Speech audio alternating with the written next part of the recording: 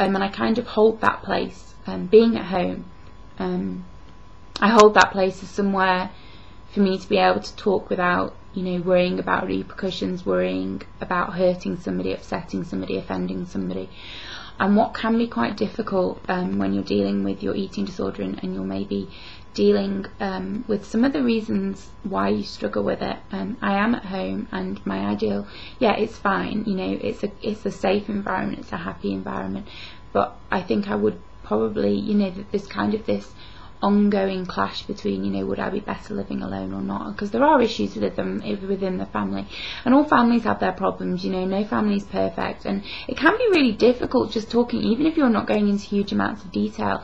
You can often feel, or at least I did, that if I go to therapy and I'm talking about, say, my mum and my dad, I feel huge guilt because I've got to like go home and like be around them when I've just been talking about them in therapy. And that's something that's improved over the years, and I can't feel bad for that, because even if I'm dealing with stuff to do with my folks in therapy, it isn't it doesn't make them bad people. And I think that that's something really important to learn if you're living at home as a teenager now, and you are dealing with stuff in therapy, that it doesn't mean that they're bad people or you're a bad person for talking about it. You know, what comes out in therapy comes out in therapy. And if some of the ways your parents maybe brought you up or have dealt with you has impacted that, then that, you know, probably needs to be looked at, and that's fine as well. You don't have to feel bad about that. So if you're kind of watching this now and you've just got back from therapy and you've been talking about your parents and how much your mum upsets you or something like that, or your father's criticism is really difficult and sort of aggravates your eating disorder even more, don't feel guilty. Don't, because, you know, you need to deal with these things, and no relationship's perfect, and all things like that can kind of be assessed and looked at.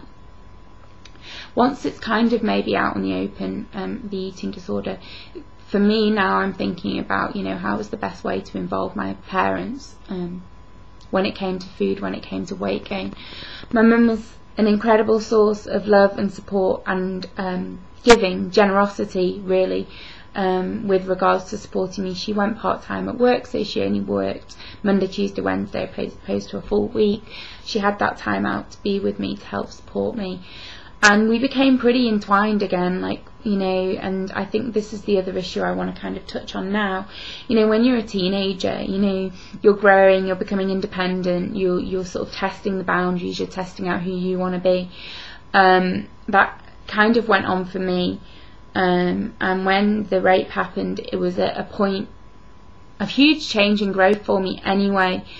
And I was living away at university, and this all kind of happened, and, you know, that sort of step I'd taken for independence suddenly like hurtled down like at 1,000,000 miles an hour and like squashed me underneath, and before I knew it I was back at home. So it's kind of like, I think that can be quite frustrating when you have difficulties with an eating disorder or other mental health issues, and you are at that point where you're trying to become more independent, you're spending maybe more time away from home, you're establishing yourself, you're becoming yourself.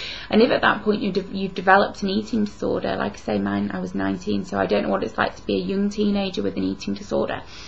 But I can imagine that that's pretty conflicting, that, you know, you're trying to fight for your own independence, yet you're terrified of it. I kind of took a huge big running leap at it, and unfortunately fell pretty hard. And coming back home meant that I became very intertwined with my family again, with my parents in particular. And as I just mentioned before, that's, you know, teenage years are kind of a period of great formation, great growth, great change. And if you're taking those steps and then you become too ill to do what normal teenagers do, go away to college, do whatever, it can become really tricky. And you know, I stayed in the child role for a long time. I kind of asserted myself as a teenager, you know, very much became my own person, wasn't particularly impacted by my peers around me and stuff, just kind of okay really. And you know, there could have been difficulties there, I'm not gonna maybe childhood depression or something, but I'm not gonna go into that. But I was, you know, I was pretty okay, and took, you know, a chance and went away to university and stuff, and then all of this happened. And it was quite frustrating for me to be back at home. It is frustrating now because it's kind of like I'm not doing what I could be doing now. You know, if I hadn't gotten poorly, I would have gone through university, I'd be working, I'd have possibly done my master's, all of this. I only graduated last year, and it's kind of like I'm 28, I'm 29 in May. And it's frustrating at times, because it's like, oh, for God's sake, if I hadn't been ill, or hadn't been ill for as long as I was, you know, I'd be somewhere now. I'd be doing something, I'd be working. And instead I'm trying to catch up. And I think that an eating disorder can have a huge impact on your developing sense of self. The self-doubt, the lack of self-worth, low self-esteem, sort of dislike and hatred and detesting yourself.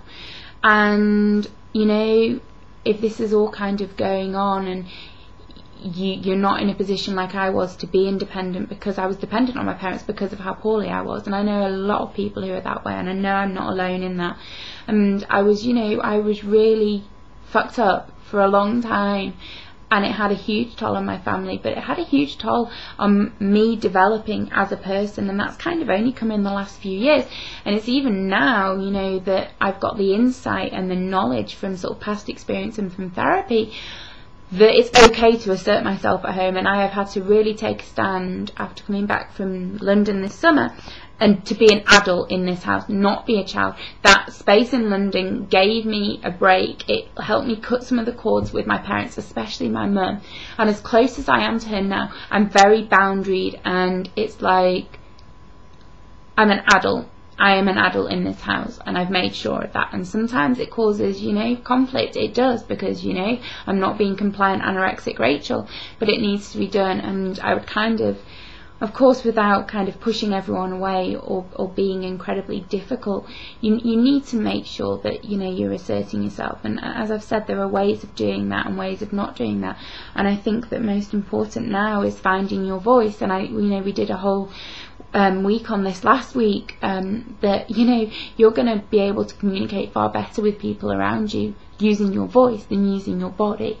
And as much as a big message a starved, emaciated frame is, or, you know, whatever, I'm talking about my experiences, because I had anorexia, and that can be whatever form of eating disorder you have, or self-injury or depression or whatever. But for me, my main way of communicating was through restriction, and so my frame told the story. And it's like now it doesn't, and so I have to find a voice, and I have to keep finding a voice, and I have to communicate with people. And that is the thing, you can't avoid the conflict, and you can't avoid communication.